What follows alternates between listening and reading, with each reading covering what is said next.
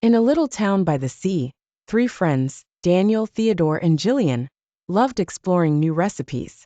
One day, they stumbled upon an old cookbook titled The Global Pancake Adventure. Inside, there was a cryptic recipe for a magical pancake that combined flavors from 4 continents: Asia, Africa, America, and Europe. "We have to make this pancake," Daniel exclaimed. "But it says we need special ingredients from each continent," Theodore pointed out, adjusting his glasses. "Then let's start our quest," Gillian cheered, already packing her cooking tools. First stop, Asia. Their journey began in a bustling spice market in India. They were looking for rice flour to make the pancake fluffy. "Look at all these spices," Gillian marveled. A kind shopkeeper handed them a bag of rice flour and added, "Take some cardamom too.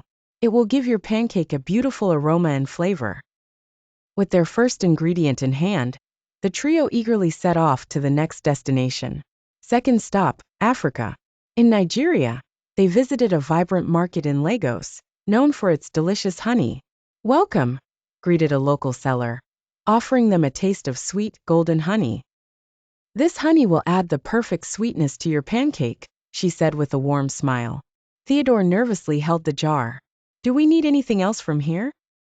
The seller nodded. "Yes, sprinkle in some groundnut for a nutty twist." With honey and groundnut in hand, the friends were ready for their next stop.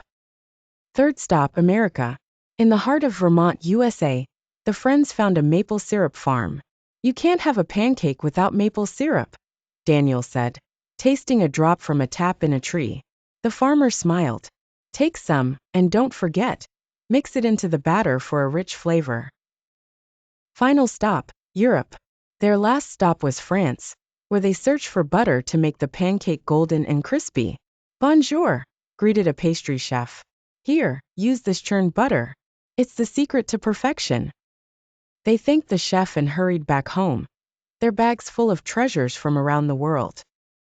Back in their kitchen, the friends combined rice flour and cardamom from India, honey and groundnut from Nigeria, maple syrup from America, and butter from Europe. As they cooked, the kitchen filled with an enticing aroma. When the pancake was ready, it looked golden and fluffy, with a hint of spice and sweetness. Taking their first bite, they tasted the harmony of flavors: aromatic, nutty, sweet, and buttery. "This is incredible," Theodore exclaimed. "It's more than a pancake," Daniel added. "It's a taste of the world." Gillian smiled. "It's proof that every culture adds something unique, just like us." From that day on, the friends called it the Global Pancake of Unity. They shared it with their town, teaching everyone about the beauty of different cultures coming together.